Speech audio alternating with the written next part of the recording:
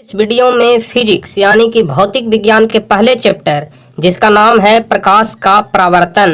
तो आज हम आपको इस वीडियो में इसी चैप्टर से संबंधित जितने सारे भी ऑब्जेक्टिव क्वेश्चन हैं, वस्तुनिष्ठ प्रश्न हैं, उन सारे प्रश्न को हम आपको बताएंगे, उन सारे ऑब्जेक्टिव क्वेश्चन हम आपको बताएंगे। और ध्यान रखिएगा, हम आपको इस वीडियो में जितने सारे भी क्वेश्चन बताएंगे, सारे क्वेश्चन बहुत अधिक इंपॉर्टेंट होंगे और सारे वैसे क्वेश्चन होंगे जो आपके आने वाले एग्जाम में पूछे जाने की बहुत अधिक संभावना है। इसलिए आप एक एक क्वेश्चन को ध्यान से देखिएगा और समझिएगा। और उसके पहले हम आपको बता दें कि यह जो चैप्टर है प्रकाश का परावर्तन, इस चैप्टर से संबंधित जितने सारे भी सब्जेक्टिव क्वेश्चन हैं जो आपके बुक में दिए हुए हैं, उन सारे सब्जेक्टिव क्वेश्चन का आंसर भी हम आपको पीछे के वीडियो में बता चुके हैं। तो यदि आप सब्जेक्टिव क्वेश्चन वाला वीडियो नहीं देखे हैं तो डिस्क्रिप्शन में आपको लिंक मिल जाएगा, या फिर आप हमारे चैनल के प्लेलिस्ट में जाकर के भी सारे वीडियो देख सकते हैं। तो हम आपको इस वीडियो में बताएंगे प्रकाश का परावर्तन चैप्टर से संबंधित सारे ऑब्जेक्टिव क्वेश्चन। तो आप सभी लोग इस वीडियो को लाइक कर दीजिए, चैनल पर नए हैं तो चैनल को सब्सक्राइब करके बेल आइकन दबा दीजिए ताकि आने वाले सभी वीडियो का नोटिफिकेशन भी आपके पास पहुंचता रहे। तो चलिए हम वीडियो को शुरू करते हैं। तो सबसे पहला नंबर क्वेश्चन कह रहा है कि गोलीय दर्पण के परावर्तन पृष्ठ की वृत्ताकार सीमा रेखा का व्यास क्या कहलाता है। क्वेश्चन को पहले आप ध्यान से समझिएगा और ध्यान से पढ़िएगा। गोलीय दर्पण के परावर्तन पृष्ठ की वृत्ताकार सीमा रेखा का व्यास क्या कहलाता है। तो इसका ऑप्शन है मुख्य फोकस कहलाता है, बी नंबर ऑप्शन है वक्रता त्रिज्या कहलाता है, सी नंबर ऑप्शन है प्रधान अक्ष कहलाता है और डी नंबर ऑप्शन है गोलीय दर्पण का द्वारक कहलाता है। तो पहला का सही आंसर होगा कि गोलीय दर्पण के परावर्तन पृष्ठ की वृत्ताकार सीमा रेखा का व्यास वक्रता त्रिज्या कहलाता है। तो पहला का बी नंबर ऑप्शन सही हो जाएगा। दूसरा नंबर क्वेश्चन हम लोग देखेंगे। तो दूसरा नंबर क्वेश्चन कह रहा है कि दंत विशेषज्ञ जो दांत के डॉक्टर होते हैं वह किस दर्पण का उपयोग मरीजों के दांतों का बड़ा प्रतिबिंब देखने के लिए करता है। क्योंकि आप सभी लोग देखे होंगे कि दांत का जो डॉक्टर होता है वह अपने पास एक दर्पण रखता है जिसे वह आपके मुंह में लगा कर देखता है। उससे क्या होता है कि आपके दांतों का आकार उसे बड़ा दिखाई पड़ता है, जिससे उसे रोगी को देखने में ज्यादा सुविधा मिलती है। तो यही यहाँ पर पूछ रहा है कि जिस दर्पण का उपयोग दंत विशेषज्ञ करते हैं वह कौन सा दर्पण होता है। ऑप्शन है समतल दर्पण, बी नंबर ऑप्शन है अवतल दर्पण, सी है उत्तल दर्पण और डी है इनमें से सभी। तो हम आपको सब्जेक्टिव क्वेश्चन वाले वीडियो में इन सभी बातों को विस्तार से बताए हैं कि जो दांत के डॉक्टर होते हैं वह दांतों को देखने के लिए, दांतों के बड़ा प्रतिबिंब को देखने के लिए अवतल दर्पण का प्रयोग करते हैं। और साथ साथ हम आपको यह भी बताए थे कि सिर्फ अवतल दर्पण में ही किसी भी वस्तु का प्रतिबिंब जो होता है वह वस्तु के आकार से बड़ा बनता है और इसी का उल्टा उत्तल दर्पण में छोटा प्रतिबिंब बनता है। इसलिए आप लोग ध्यान रखिएगा, अवतल में हमेशा बड़ा प्रतिबिंब बनता है और उत्तल दर्पण में हमेशा छोटा प्रतिबिंब बनता है। चलिए अगला नंबर क्वेश्चन देखेंगे। क्वेश्चन नंबर 3, यदि किसी बिंब का प्रतिबिंब, बिंब कहने का मतलब यहाँ पर वस्तु होता है, यदि किसी वस्तु का प्रतिबिंब का आवर्धन ऋणात्मक है, ठीक है, किसी भी बिंब का प्रतिबिंब जो है उसका आवर्धन ऋणात्मक है, तो उस प्रतिबिंब की प्रकृति क्या होगी। यहाँ पर प्रतिबिंब की प्रकृति के बारे में पूछ रहा है कि प्रतिबिंब वास्तविक और उल्टा होगा, कि वास्तविक और सीधा होगा, कि आभासी और सीधा होगा, कि आभासी और उल्टा होगा। तो इसका सही आंसर हो जाएगा कि वास्तविक और उल्टा होगा। यदि किसी बिंब का प्रतिबिंब का आवर्धन यदि ऋणात्मक है तो उस प्रतिबिंब का जो प्रकृति होगा वह वास्तविक होगा और वस्तु से उल्टा होगा। चलिए चौथा नंबर क्वेश्चन हम लोग देखेंगे। निम्नलिखित में से कौन उत्तल दर्पण की फोकस दूरी है। उत्तल दर्पण की फोकस दूरी निम्नलिखित में से कौन है जिसकी वक्रता त्रिज्या 32 सेंटीमीटर है। तो आप लोग हमेशा ध्यान रखिएगा, वक्रता त्रिज्या हम आपको बताए थे कि फोकस दूरी जो होती है वह वक्रता त्रिज्या की आधी होती है। ठीक है, फोकस दूरी वक्रता त्रिज्या की आधी होती है। फोकस दूरी बराबर होता है r/2। r कहने का मतलब कि वक्रता त्रिज्या होता है, तो रेडियस का सीधे आधा होता है फोकस दूरी। तो यहाँ पर आपका वक्रता त्रिज्या दिए हुए है 32 सेंटीमीटर, तो इसका आधा कितना हो जाएगा 16 सेंटीमीटर। इसलिए चौथा का सी नंबर ऑप्शन सही हो जाएगा। चलिए पांचवा नंबर क्वेश्चन हम लोग देखेंगे। तो पांचवा नंबर क्वेश्चन कह रहा है कि परावर्तन के नियम से निर्धारित होता है।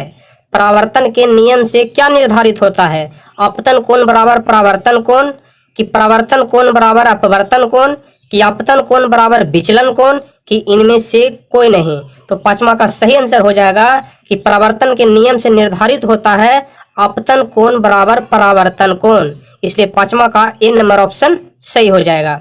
चलिए छठा नंबर क्वेश्चन हम लोग देखेंगे। तो छठा नंबर क्वेश्चन कह रहा है कि हवा यानी कि निर्वात में प्रकाश की चाल कितना होता है। हवा मुक्त स्थान को निर्वात कहा जाता है। अगर आपसे निर्वात का परिभाषा पूछा जाता है तो आपको बताना है कि जहां हवा न हो, हवा रहित स्थान को निर्वात कहा जाता है। ठीक है, तो बताइए निर्वात में प्रकाश की चाल कितनी होती है।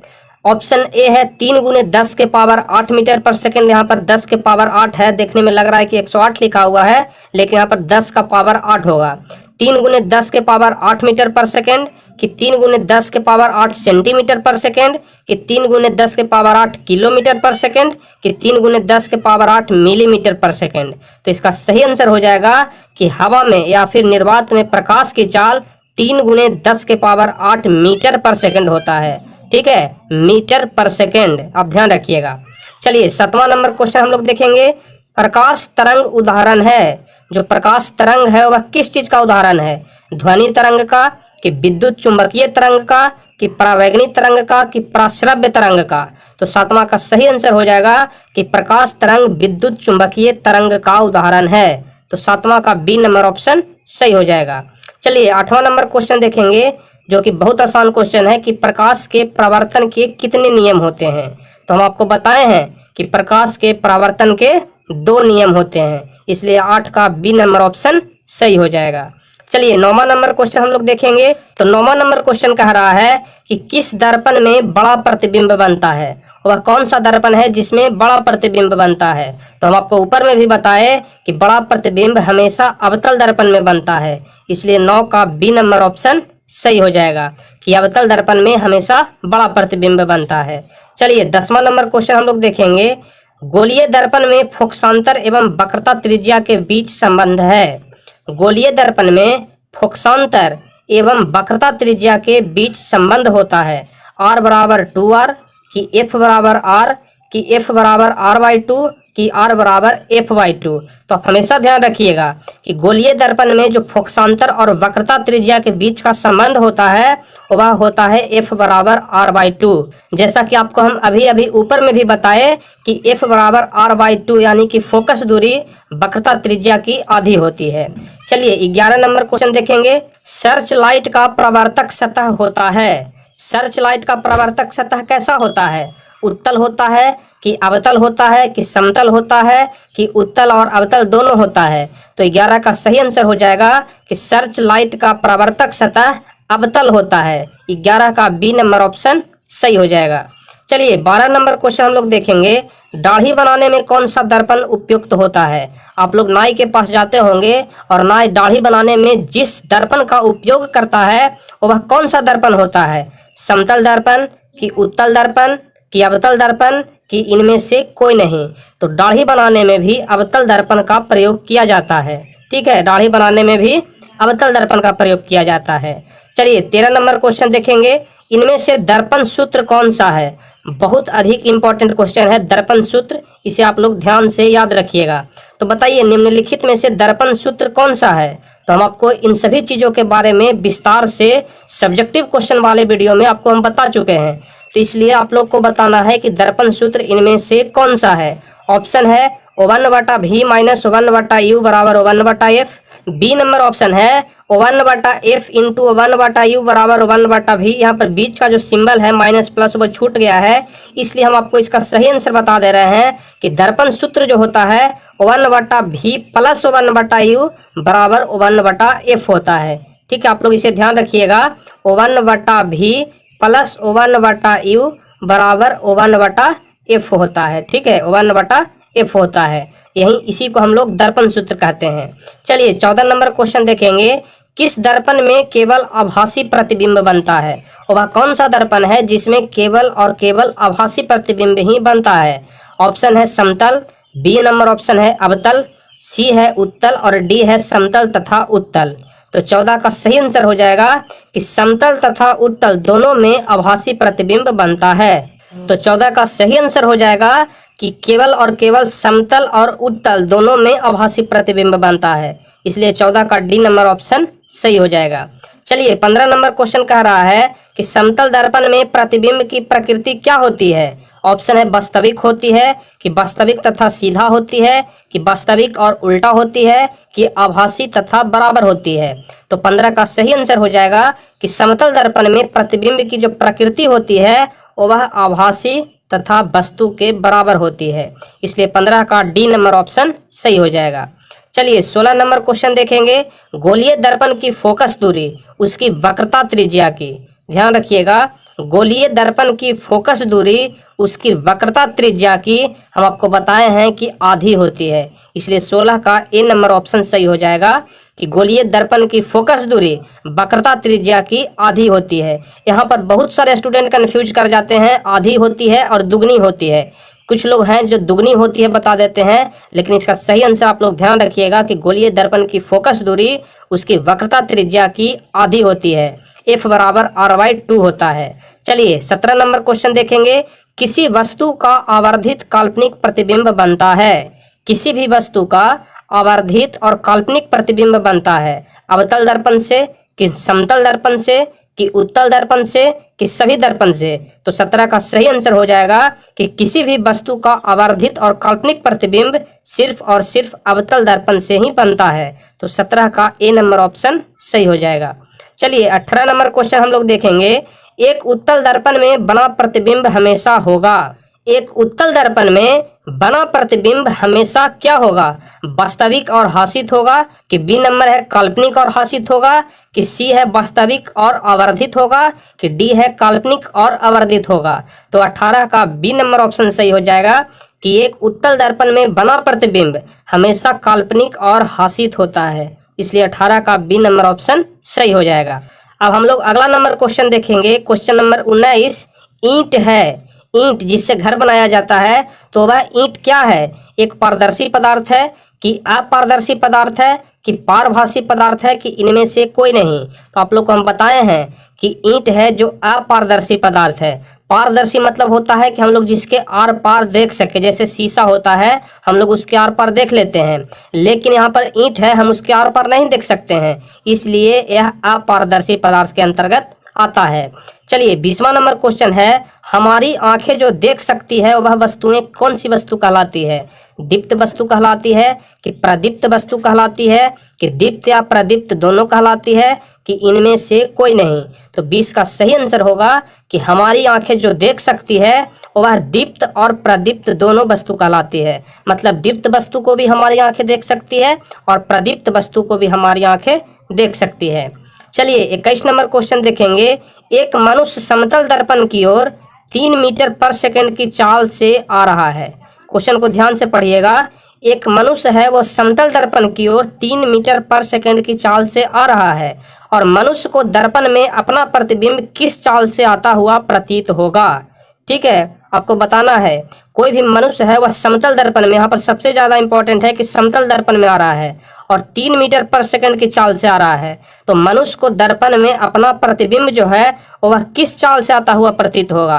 तो आप लोग याद रखिएगा, यदि समतल दर्पण में कोई भी मनुष्य कितना भी गति से आ रहा हो, 3 मीटर पर सेकेंड या फिर 6 मीटर पर सेकेंड या फिर 10 मीटर पर सेकेंड, आपको सीधे उसका दुगना कर देना है। यानी कि अगर 3 मीटर पर सेकेंड की रफ्तार से आ रहा है तो समतल दर्पण में उसको 6 मीटर पर सेकेंड की रफ्तार से आता हुआ प्रतीत होगा। इसलिए 21 का सी नंबर ऑप्शन सही हो जाएगा। इस क्वेश्चन को आप लोग ध्यान रखिएगा, इस प्रकार का क्वेश्चन आपके परीक्षा में पूछा जा सकता है। चलिए 22 नंबर क्वेश्चन हम लोग देखेंगे। तो 22 नंबर क्वेश्चन कह रहा है कि संयुग्मी फोकस संभव है। संयुग्मी फोकस संभव है केवल उत्तल दर्पण में, कि अवतल दर्पण में, कि समतल दर्पण में, कि साधारण कांच में। तो आप लोग याद रखिएगा कि संयुग्मी फोकस जो होता है वह केवल अवतल दर्पण में ही संभव होता है। इसलिए 22 का बी नंबर ऑप्शन सही हो जाएगा। चलिए अगला नंबर क्वेश्चन देखेंगे। Question number 23।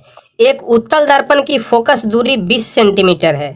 एक उत्तल दर्पण है जिसकी फोकस दूरी 20 सेंटीमीटर है, उसकी वक्रता त्रिज्या क्या होगी। ऑप्शन है 10 सेंटीमीटर होगी, 15 सेंटीमीटर होगी, कि 20 सेंटीमीटर होगी कि 40 सेंटीमीटर होगी।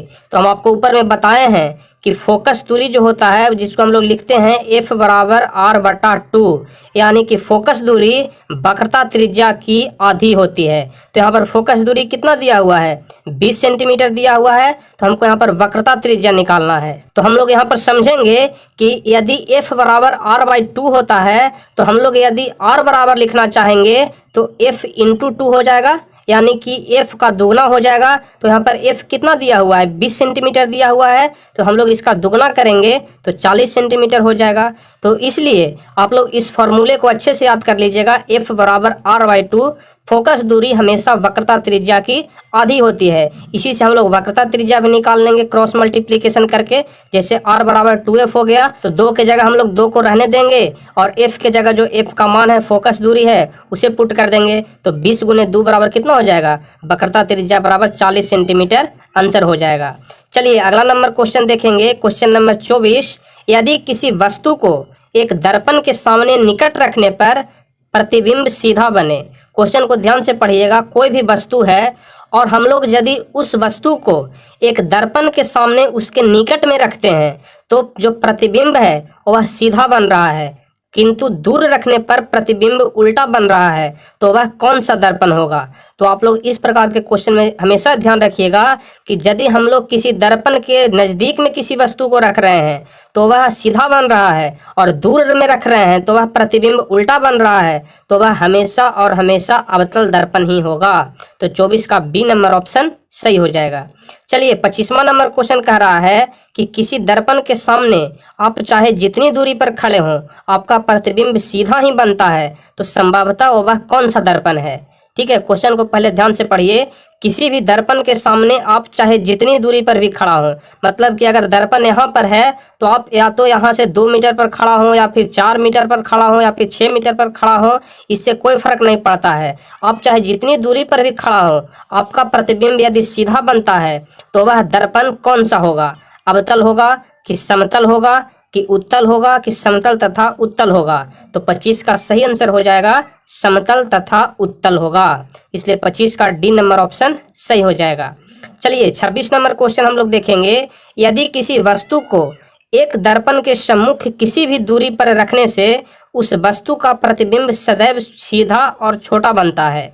ठीक है, कोई भी वस्तु है और एक दर्पण के सम्मुख किसी भी दूरी पर रखने पर, मतलब कि या तो हम पास में रख दें या फिर दूर में रख दें, इससे कोई फर्क नहीं पड़ता है, उसके सम्मुख में होना चाहिए और कितना भी दूरी पर रख दें, यदि प्रतिबिंब हमेशा सीधा और छोटा बन रहा है तो वह दर्पण कौन सा होगा। तो हम आपको बताए हैं कि यदि किसी भी दर्पण में अगर वस्तु का प्रतिबिंब जो है वह वस्तु के आकार से छोटा बन रहा है, इसका मतलब कि वह उत्तल दर्पण होगा, इसलिए 26 का बी नंबर ऑप्शन सही हो जाएगा। चलिए 27 नंबर क्वेश्चन देखेंगे। तो 27 नंबर क्वेश्चन कह रहा है कि उत्तल दर्पण से प्रतिबिंब सदैव बनता है। उत्तल दर्पण से जो प्रतिबिंब है वह सदैव बनता है, कहाँ पर बनता है, वक्रता केंद्र तथा फोकस के बीच बनता है, वक्रता केंद्र तथा अनंत के बीच बनता है, ध्रुव तथा फोकस के बीच बनता है, कि कहीं भी बन सकता है। तो सबसे पहले हम आपको बता दें कि जो इस प्रकार का क्वेश्चन है कि हम लोग किसी वस्तु को किसी दर्पण के सामने कहाँ पर रखेंगे और उसका प्रतिबिंब कहाँ पर बनेगा, इसके बारे में हम आपको विस्तार से और बिल्कुल ही सरल भाषा में आपको हम पहले चैप्टर में सब्जेक्टिव क्वेश्चन वाले वीडियो में बता चुके हैं। और इस प्रकार के क्वेश्चन बहुत ज़्यादा इंपॉर्टेंट होते हैं, हमेशा 4 से 5 नंबर का प्रश्न आपको इससे संबंधित पूछा जाता है। इसलिए आप यदि विस्तार से इसे पढ़ना चाहते हैं तो पहले नंबर चैप्टर वाले वीडियो देख लीजिए, आपको वहाँ पर बिल्कुल ही अच्छी तरह से समझ में आ जाएगा। तो फिलहाल हम लोग इस क्वेश्चन में देखेंगे कि उत्तल दर्पण से प्रतिबिंब जो है वह सदैव कहाँ पर बनता है। तो इसका आंसर हो जाएगा ध्रुव और फोकस के बीच बनता है। ठीक है, ध्रुव और फोकस के बीच बनता है। चलिए 28 नंबर क्वेश्चन कह रहा है कि किसी वस्तु को हम तभी देख पाते हैं जब वह वस्तु प्रकाश को क्या करता है, अवशोषित करता है कि परावर्तित करता है कि अपवर्तित करता है कि परावर्तित तथा अपवर्तित दोनों करता है। तो हम आपको मानव नेत्र वाले में बताए हैं या फिर प्रकाश के परावर्तन वाले में भी चैप्टर में बताए हैं कि हम लोग किसी वस्तु को तभी देख पाते हैं जब वह वस्तु प्रकाश को परावर्तित करता है। ठीक है, जब वह वस्तु प्रकाश को परावर्तित करता है और उसका प्रतिबिंब हमारी आंखों के रेटिना पर पड़ता है, तभी हम किसी वस्तु को देख पाते हैं। इसलिए 28 का बी नंबर ऑप्शन सही हो जाएगा। चलिए 29 नंबर क्वेश्चन कह रहा है कि किसी दर्पण में वास्तविक प्रतिबिंब नहीं बन सकता है। किसी दर्पण में वास्तविक प्रतिबिंब नहीं बन सकता है। तो यदि वास्तविक प्रतिबिंब नहीं बन सकता है तो इसका मतलब कि वह कौन सा दर्पण है? समतल दर्पण है कि अवतल दर्पण है कि समतल तथा अवतल दोनों है कि सभी दर्पण है? तो इसका सही आंसर हो जाएगा कि यदि उसमें वास्तविक प्रतिबिंब नहीं बन रहा है, इसका मतलब कि वह समतल दर्पण है, क्योंकि समतल दर्पण में हमेशा काल्पनिक प्रतिबिंब बनता है। ठीक है, इस बात को आप ध्यान रखिएगा। चलिए अगला नंबर क्वेश्चन देखेंगे, क्वेश्चन नंबर 30 कि अवतल दर्पण के फोकस से चलती किरणें परावर्तन के बाद, यदि अवतल दर्पण है और उसके फोकस से कोई किरण चल रही है और वह अवतल दर्पण से परावर्तन के बाद किधर की ओर मुड़ जाएगी, मतलब कि प्रधान अक्ष के समानांतर हो जाती है, कि प्रधान अक्ष के लंबवत हो जाती है, कि ध्रुव से होकर के गुजरती है, कि वक्रता केंद्र से गुजरती है। तो आप लोग याद रखिएगा, यदि अवतल दर्पण के फोकस से चलती किरणें परावर्तन के बाद प्रधान अक्ष के समानांतर हो जाती है। ठीक है, यदि अवतल दर्पण के फोकस से कोई भी किरण परावर्तित होती है तो वह प्रधान अक्ष के समानांतर हो जाती है। चलिए अगला नंबर क्वेश्चन हम लोग देखेंगे, क्या समतल दर्पण में बने प्रतिबिंब को पर्दे पर उतार सकते हैं? क्या समतल दर्पण में जो प्रतिबिंब बन रहा है उसे हम लोग पर्दे पर उतार सकते हैं, हाँ या नहीं? तो इसका आंसर हो जाएगा नहीं। हम लोग समतल दर्पण में बने प्रतिबिंब को पर्दे पर नहीं उतार सकते हैं। ठीक है, तो इसलिए 31 का बी नंबर ऑप्शन सही हो जाएगा। अब 32 नंबर क्वेश्चन हम लोग देखेंगे। तो 32 नंबर क्वेश्चन कह रहा है कि प्रकाश की एक किरण किसी समतल दर्पण पर 60 डिग्री का कोण बनाते हुए टकराती है। कोई यदि समतल दर्पण है उस पर 60 डिग्री का कोण बनाते हुए कोई किरण उससे टकरा रही है, तो उसका परावर्तन कोण क्या होगा? 60 डिग्री होगा कि 30 डिग्री होगा कि 45 डिग्री होगा कि 90 डिग्री होगा? तो आप लोग हमेशा ध्यान रखिएगा, अगर किसी दर्पण से, ठीक है, अगर किसी समतल दर्पण से 60 डिग्री का कोण बनाते हुए कोई भी किरण टकराती है तो उसका परावर्तन कोण उसका आधा होता है, यानी कि इसका सही आंसर 30 डिग्री हो जाएगा।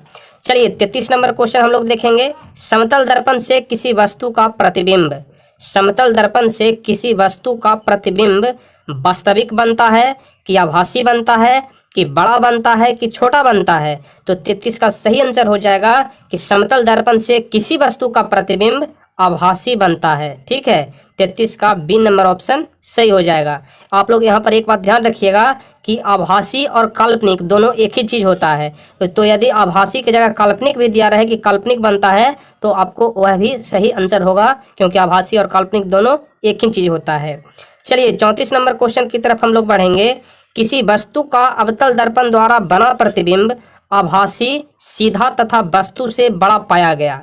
कोई भी अवतल दर्पण द्वारा, क्योंकि अवतल दर्पण में ही बड़ा प्रतिबिंब बनता है, तो बताइए कि किसी वस्तु का अवतल दर्पण द्वारा बना प्रतिबिंब यदि आभासी है, सीधा है और वस्तु से बड़ा है तो वह वस्तु की स्थिति कहाँ होना चाहिए, यानी कि वह वस्तु कहाँ पर रखा हुआ होगा कि उसका प्रतिबिंब आभासी भी होगा, सीधा भी होगा और वस्तु से बड़ा भी होगा? वस्तु को हम लोग कहाँ पर रखेंगे? मुख्य फोकस और वक्रता केंद्र के बीच रखेंगे कि वक्रता केंद्र पर रखेंगे कि वक्रता केंद्र से परे रखेंगे कि दर्पण के ध्रुव तथा मुख्य फोकस के बीच रखेंगे? तो इसका सही आंसर हो जाएगा दर्पण के ध्रुव तथा मुख्य फोकस के बीच रखेंगे, तभी उसका प्रतिबिंब है जो आभासी, सीधा और वस्तु से बड़ा बन सकता है। इसलिए 34 का डी नंबर ऑप्शन सही हो जाएगा। 35 नंबर क्वेश्चन कह रहा है कि निम्नलिखित में किस दर्पण द्वारा किसी वस्तु का वास्तविक प्रतिबिंब मिल सकता है? निम्नलिखित में किस दर्पण द्वारा किसी वस्तु का वास्तविक प्रतिबिंब मिल सकता है? हम आपको यहाँ पर जितने सारे भी क्वेश्चन बता रहे हैं, ऐसा क्वेश्चन आपको कहीं पर देखने के लिए नहीं मिलेगा। तो 35 नंबर क्वेश्चन को आप लोग ध्यान से समझिएगा। निम्नलिखित में किस दर्पण द्वारा किसी वस्तु का वास्तविक प्रतिबिंब मिल सकता है? वह कौन सा दर्पण है जिसके द्वारा हमें वास्तविक प्रतिबिंब प्राप्त होता है? उत्तल दर्पण कि समतल दर्पण कि अवतल दर्पण कि इनमें से कोई नहीं? तो 35 का सही आंसर हो जाएगा कि वास्तविक प्रतिबिंब हमें अवतल दर्पण द्वारा प्राप्त होता है। इसलिए 35 का सी नंबर ऑप्शन सही हो जाएगा। अब 36 नंबर क्वेश्चन हम लोग देखेंगे, उत्तल दर्पण द्वारा बना प्रतिबिंब कैसा होता है? उत्तल दर्पण द्वारा बना प्रतिबिंब कैसा होता है? हमेशा सीधा होता है कि हमेशा उल्टा होता है कि सीधा और उल्टा दोनों होता है कि इनमें सभी गलत है? तो याद रखिएगा, उत्तल दर्पण द्वारा बना प्रतिबिंब हमेशा सीधा होता है। 36 का ए नंबर ऑप्शन सही हो जाएगा। चलिए 37 नंबर क्वेश्चन कह रहा है, अवतल दर्पण में आवर्धित काल्पनिक प्रतिबिंब बनाने के लिए वस्तु को कहाँ रखा जाता है? अवतल दर्पण में आवर्धित और काल्पनिक दोनों प्रकार के प्रतिबिंब बनाने के लिए वस्तु को कहाँ रखा जाता है? फोकस पर रखेंगे कि फोकस के अंदर रखेंगे कि वक्रता केंद्र से परे रखेंगे कि वक्रता केंद्र और फोकस के बीच रखेंगे? तो याद रखिएगा, अवतल दर्पण में आवर्धित काल्पनिक प्रतिबिंब बनाने के लिए हम लोग वस्तु को फोकस के अंदर रखेंगे। 37 का बी नंबर ऑप्शन सही हो जाएगा। चलिए 38 नंबर क्वेश्चन कह रहा है कि एक गोलीय दर्पण द्वारा बने प्रतिबिंब का आवर्धन ऋणात्मक हो तो प्राप्त प्रतिबिंब कैसा होगा? यदि प्रतिबिंब का आवर्धन ऋणात्मक हो, यहाँ पर समझने वाली बात है कि गोलीय दर्पण में प्रतिबिंब का आवर्धन जो है वह ऋणात्मक है, तो जो हमें प्रतिबिंब प्राप्त होगा वह उल्टा होगा कि सीधा होगा कि सीधा भी हो सकता है और उल्टा भी हो सकता है कि इनमें सभी गलत है। तो हमेशा आप याद रखिएगा कि किसी भी गोलीय दर्पण में प्रतिबिंब का आवर्धन यदि ऋणात्मक हो तो वह जो प्राप्त प्रतिबिंब होगा वह हमेशा उल्टा होगा। इसलिए 38 का ए नंबर ऑप्शन सही हो जाएगा। अब हम लोग 39 नंबर क्वेश्चन की तरफ बढ़ेंगे। साइड मिरर के रूप में उपयोग होता है। साइड मिरर कहने का मतलब कि मोटरसाइकिल के या फिर कार के या फिर गाड़ी के जो बगल में ड्राइवर के पास जो दर्पण लगाया जाता है उसी को साइड मिरर बोलते हैं। ठीक है, तो साइड मिरर के रूप में जो दर्पण लगाया जाता है वह कौन सा दर्पण होता है? ऑप्शन ए है उत्तल दर्पण, यहाँ पर लेंस लिखा गया है, यहाँ पर दर्पण होगा। ऑप्शन ए है उत्तल और ऑप्शन बी है अवतल, सी है दोनों और डी है इनमें से कोई नहीं। तो 39 का सही आंसर हो जाएगा, साइड मिरर के रूप में उत्तल दर्पण का प्रयोग किया जाता है। चलिए 40 नंबर क्वेश्चन कह रहा है कि सोलर कुकर में व्यवहार किया जाता है। सोलर कुकर में कौन से दर्पण का प्रयोग किया जाता है? अवतल दर्पण का कि उत्तल दर्पण का कि समतल दर्पण का कि परावैलिक दर्पण का? तो 40 का सही आंसर हो जाएगा कि सोलर कुकर में हमेशा अवतल दर्पण का प्रयोग किया जाता है। हम आपको पहले भी यह चीज बता चुके हैं कि सोलर कुकर में अवतल दर्पण का प्रयोग किया जाता है। तो हम लोग इस वीडियो में क्वेश्चन नंबर 40 तक देखे, यानी कि ऑब्जेक्टिव क्वेश्चन अभी तक हम आपको 40 बताए हैं। लेकिन हम आपको बता दें कि यह जो चैप्टर है प्रकाश का प्रवर्तन, यह थोड़ा बड़ा चैप्टर है। इसमें टोटल कुल क्वेश्चन की संख्या 75 है। ठीक है, हम आपको इसमें 75 महत्वपूर्ण ऑब्जेक्टिव क्वेश्चन बताएंगे। तो शेष 30 या 35 क्वेश्चन और इसमें बच गया है, जिससे कि हम लोग अगले पार्ट वाले वीडियो में आपको बता देंगे। क्योंकि 75 क्वेश्चन बनाने में यह वीडियो बहुत अधिक लंबा हो जाएगा, इसलिए हम इसे अगले पार्ट वाले वीडियो में आपको बता देंगे। तो हम आपको अगले पार्ट वाले वीडियो में क्वेश्चन नंबर 41 से बताएंगे। तो आप लोग अगले पार्ट वीडियो को भी जरूर देखिएगा, ताकि आपका जो यह चैप्टर है प्रकाश का प्रवर्तन, इस चैप्टर से संबंधित सारे ऑब्जेक्टिव क्वेश्चन आपको अच्छे से समझ में आ जाए, अच्छे से याद हो जाए। तो चलिए, आपको यह वीडियो कैसा लगा आप हमें नीचे कमेंट में जरूर बताइए। और यदि वीडियो आपको अच्छा लगा हो, आपके लिए अगर हेल्पफुल हुआ हो, तो आप इस वीडियो को लाइक करना बिल्कुल न भूलें और इस वीडियो को अधिक से अधिक शेयर करिए। और जो भी स्टूडेंट इस चैनल पर नए हैं वह चैनल को सब्सक्राइब कर लीजिए, ताकि आपको आगे के भी सभी वीडियो का नोटिफिकेशन आपको मिलते रहे। क्योंकि आपको इस चैनल पर सभी सब्जेक्ट की तैयारी बहुत ही बेहतरीन ढंग से कराई जा रही है। तो चलिए फिर मिलेंगे हम आपसे अगले वीडियो में। तब तक के लिए जय हिंद, धन्यवाद।